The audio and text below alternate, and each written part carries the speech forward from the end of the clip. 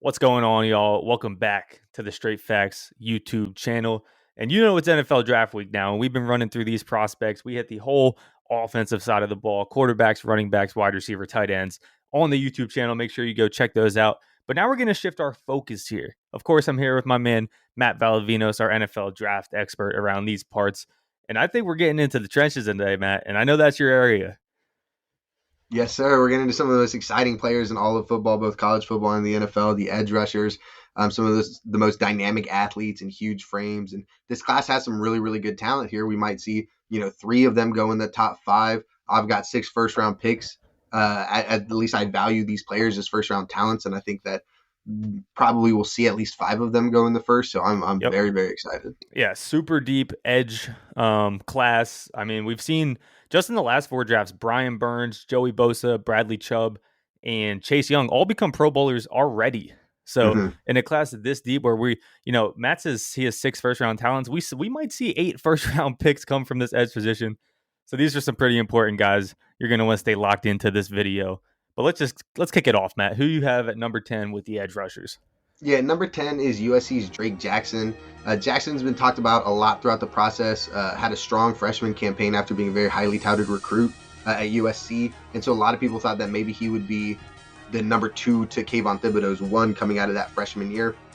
Obviously, those two guys took kind of separate paths. Drake Jackson's fallen down the board a little bit, but really more so, other guys have just built up their resume and their deserving to be drafted. I think Jackson's just a really, really good athlete. He's got a nice frame. You're excited about the traits that he has. You think you can mold him into a better player than he is right now. He needs to add some more muscle. He needs to get better attacking the line of scrimmage and holding the edge. But I do think there's talent there, and I think if you can get him in like the 3rd round, that's a really, really nice niche rotational pass rusher that has starter upside for sure.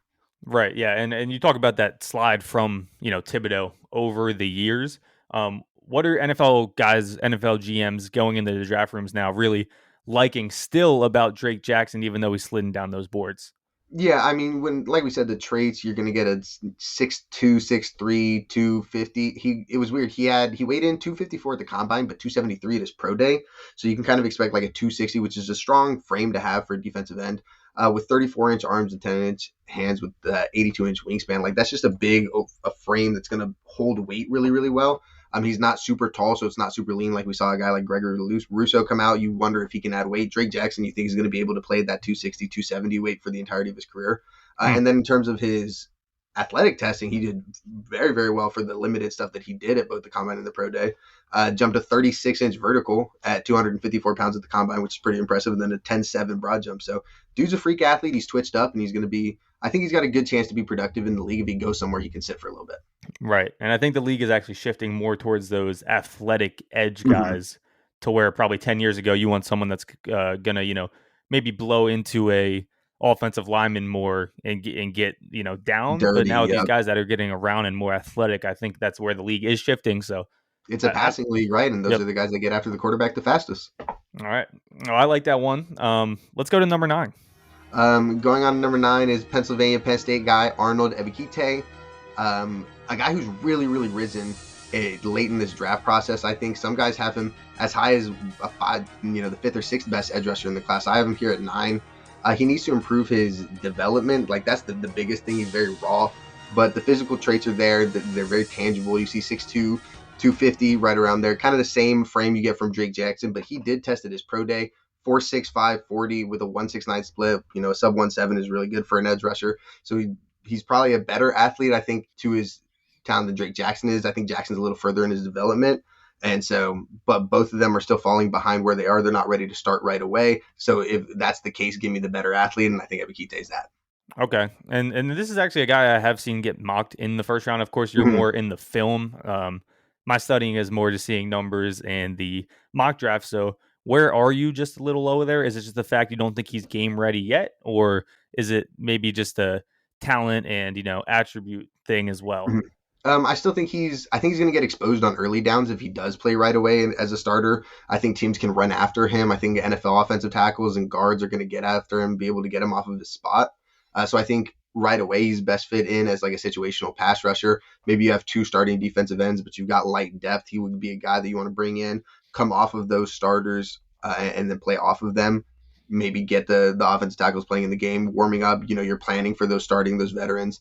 Ebiketie gets to use his not as refined pass rush arsenal to make a move, maybe get a tackle off base with his athletic ability. He's got some moves. He's got some potential. He's got a hot motor. So I think there's a chance for some production, but he's just not ready to go right away. Gotcha. So sounds like you're calling him a second round pick, early third, maybe? Yeah. I think the athletic traits are good enough that you would want to bet on someone like this, and I would take him in the second round for sure. All right. Sounds good. Well, we will move on to number 8. And who you got for me now? Number 8 is going to be Boye Mafe out of Minnesota, staying in that Big Ten pass rusher mode. A little bit bigger than both Jackson and Ebiketie, but not as long, 32-inch arms, 80-inch wingspan, but a better athlete than both of them, 4.53, or at least he tested a better athlete. I don't necessarily know if it shows on film, but he ran a 4.5, didn't do a shuttle or a bench, but I think he's got a lot of tools at his arsenal. He gets after the passer with a really, really explosive lower body. He's got a nice little undertuck move, explosive off the ball, has a good natural timing. Isn't great against the run, but I think the upside on third down is higher than both of the guys, especially as a rookie right away. So he comes in at number 8 because I think he's just the more refined version of Drake Jackson and Ebiketie. Right. I mean, we're talking what, a redshirt senior here? Yeah, exactly. So it sounds like you're moving into the territory as, if you need to, he can start now. Exactly. Obviously you need to develop as any rookie would, but yeah, I like that pick. 4.53, 40. That's impressive. Yeah, that's impressive when you're that big. We'll move on to number 6. Yeah, number 6, this is someone I'm higher on than a lot of other people. Nick Bonito. I think this is the highest I've seen of anyone, but he's a well-refined pass rusher, very explosive athlete, super, super explosive, twitched up, fluid. I think just all of the lower body physical tools scream to me, productive pass rusher in the NFL. Not a super aggressive run defender. Again, we are kind of getting into those, like you said, that's kind of what the NFL is going after, right? Especially when you see some college teams running like an air raid where they're only running the ball 4 or 5 times a game. I think that's even taking more prevalence than the old triple option of running the ball constantly. Right now, only like 1 or 2 teams do that still. So I think there's something to be said, like you said, about that. But I think Nick Bonito comes in very, very productive pass rusher, 18.5 sacks in his career, 32 total tackles for loss. PFF loves him. I don't necessarily love using PFF as a barometer by just their grades, but they've always considered him maybe the best pass rusher in the country.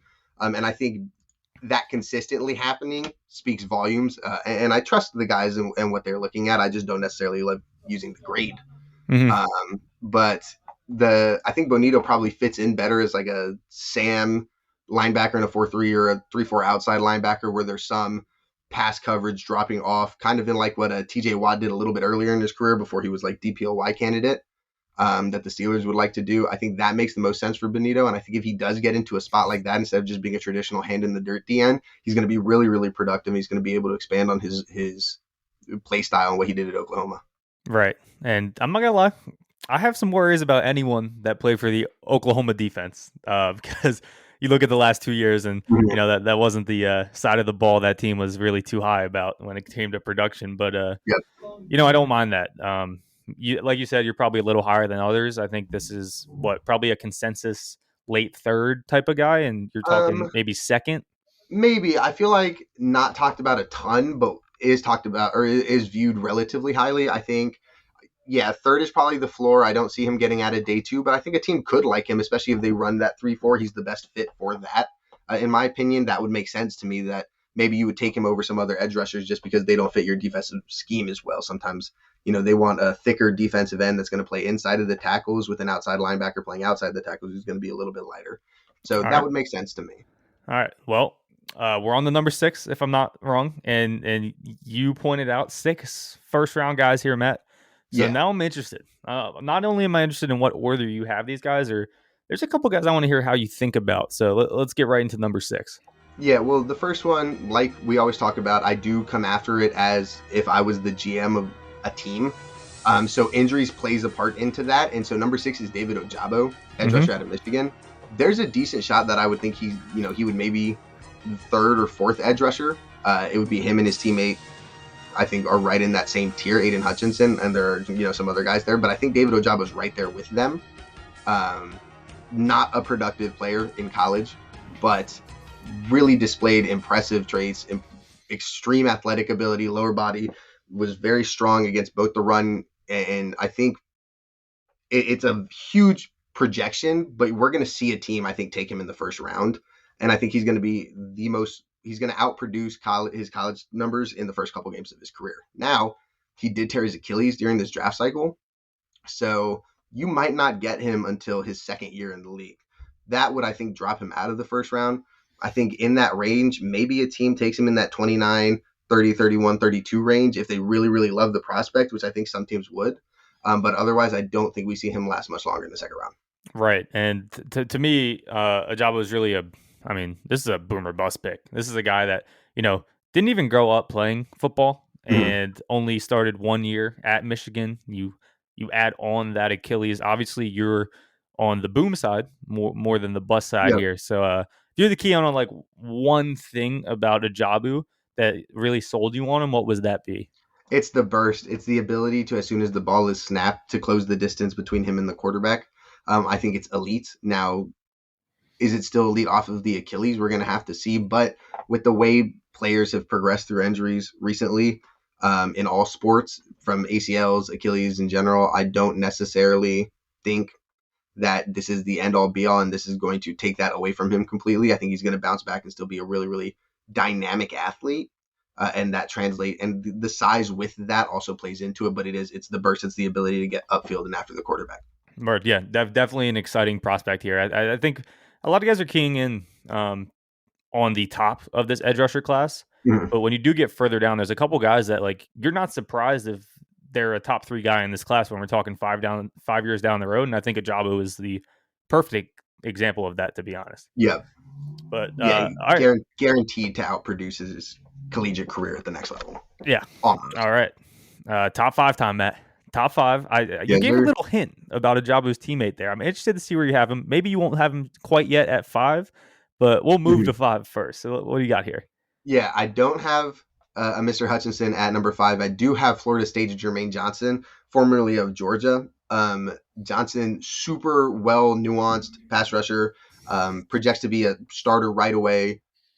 Well loved in the locker room, kills it with interviews. Some people think he's in play to the Jets at 4, and I think that's a testament to his mind and his personality, just as much as his play on the field. Super productive ACC pass rusher this year after transferring to Florida State. Was very, very dominant. Stayed again an extra year to help with the younger recruits, get everything going. So phenomenal leader. I really do think you're going to see him go to a team, be an instant playmaker on the field, and just be an impact in the locker room and on the rookie class and everything else. And I think he's going to be a defensive captain earlier in his career. Like, there's not enough good things to say about the dude.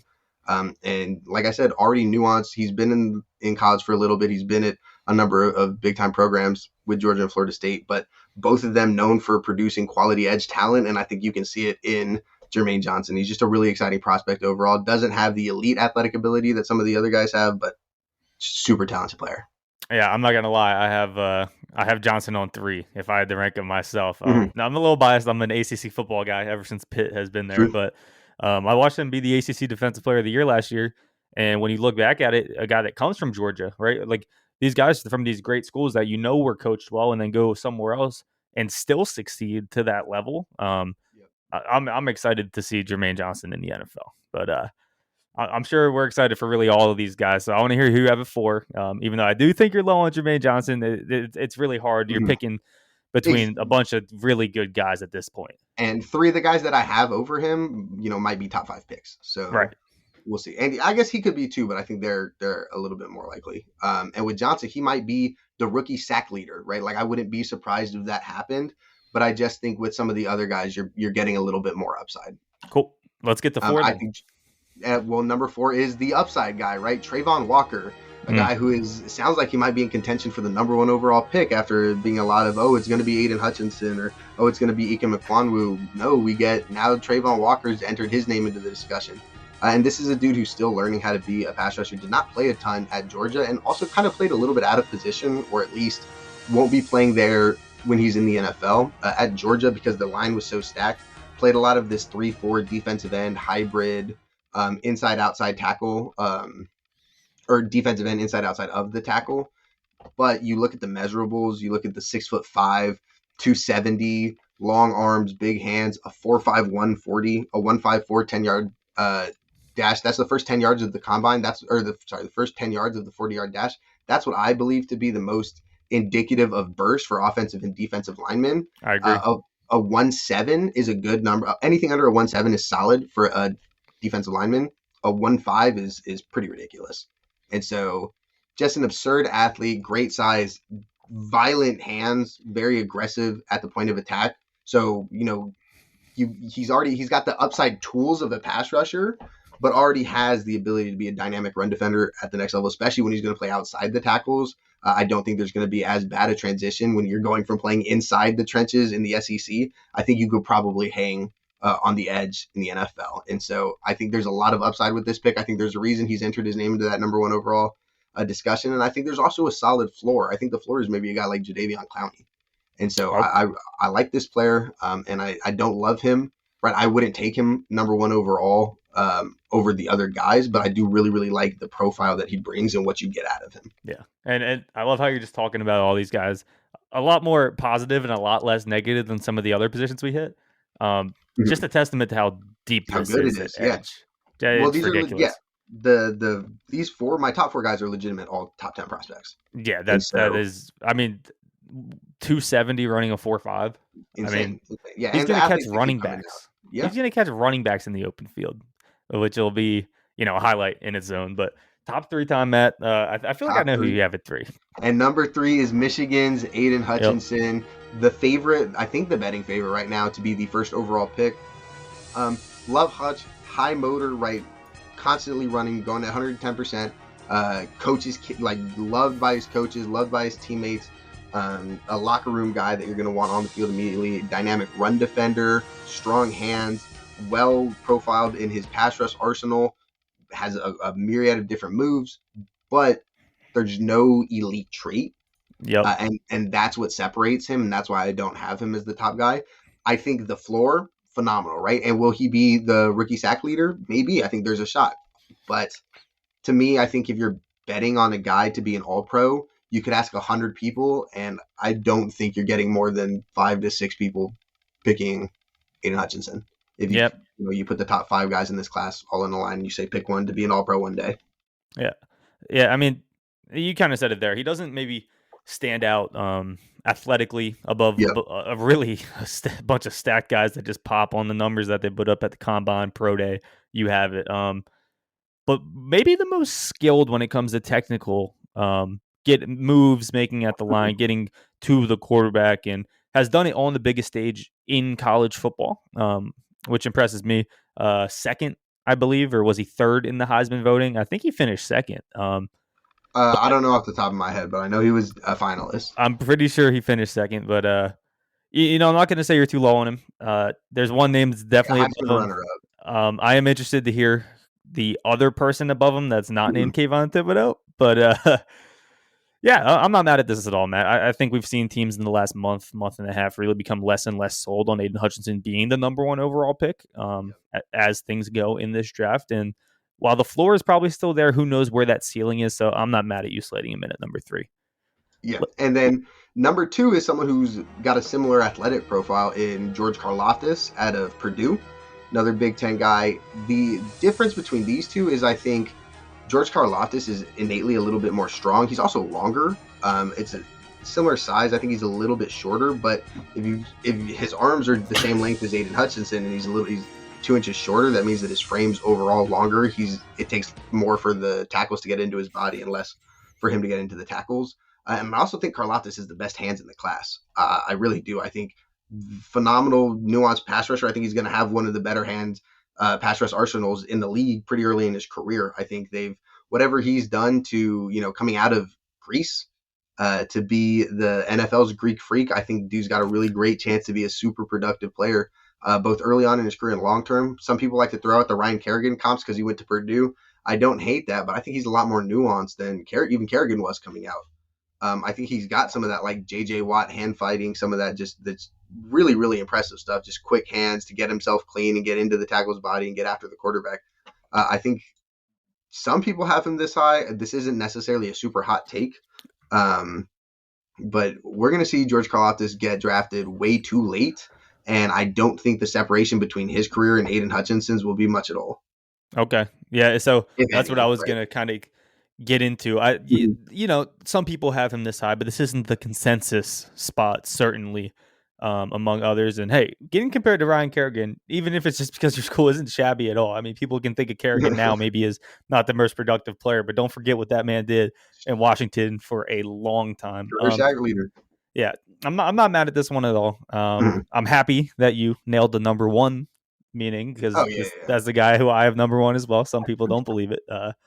But let's go. Let's talk about my man Kayvon Thibodeau. yeah. Number one, Kayvon, Mr. Tibbs. I think it's just he's been the top prospect in the class for so long that I think there's some sense of people are just getting tired of talking about him, and people want to be different. Oh, everyone has Kayvon, let's have. And I think not that influences everyone, and some people do just have other players above him. But I think when you look at the profile athletically, the production, the development of where he is in his development track as a defensive end, I think it all kind of screams to me the best player in the class, or at least the best player at this position. None of the other guys can pair elite athletic ability with a well-nuanced game like Kayvon Thibodeau does. The size is there.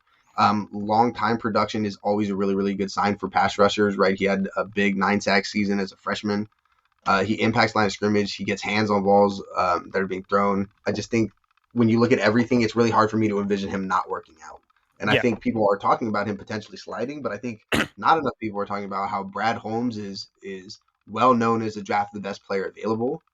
Drafted Penei Sewell last year, and I trust Brad Holmes, the evaluator, and I do think that there's a chance they take Kayvon Thibodeau at 2. okay. Yeah, and even going further on, guys that have been production. This was the number one recruit in the high school class coming into the season that year. I mean, guys like that have not only had these expectations, but then matched those expectations. And, you don't even have to talk about, solid frame, quick guy, fast guy, strong guy. I mean, everything really lines up to me. I think Thibodeau's the best. I think the question marks that you might have against, a guy like Aiden Hutchinson long term, you don't have those with Thibodeau. So, Yeah. yeah, I'm completely in agreement with you here at number one. Yeah, and like we said, the edge class phenomenal, really, really talented. Any of these dudes, I really wouldn't mind them taking, any of the three guys that the Jaguars specifically, they've talked about Aiden Hutchinson, talked about Trayvon Walker. Like, I don't necessarily hate those picks. I don't think there's a huge separation between any of these top guys. I just have Thibodeau as the one, but I think any of these guys are going to be, I think they're all going to be pretty productive NFL players, barring any, catastrophic injury thing or anything like that. I think they have all got a chance to be really productive. Gotcha. If before I outro this fit, I want to know what teams do you think are going to be keying in on edge rushers in this year's draft? I think the Jaguars and I think the Lions probably have a good shot at taking one in the second as well.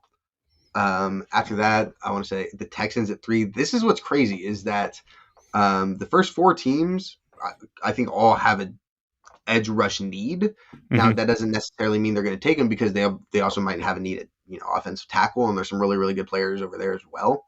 But I think in the top 10 alone, you've got probably 5 or 6 teams that could take one in the first round. All right. Well, I like it. There you have it. Like I said, we hit the whole offensive side of the ball. Make sure you go check out those videos as well. And stay tuned. We just talked edge rushers. We're about to talk cornerbacks. That's going to be another video coming out right after this one, getting you guys ready for Thursday. I'm Kyle Syrek. This is our NFL draft guy, Matt Valdovinos, and these have been the facts.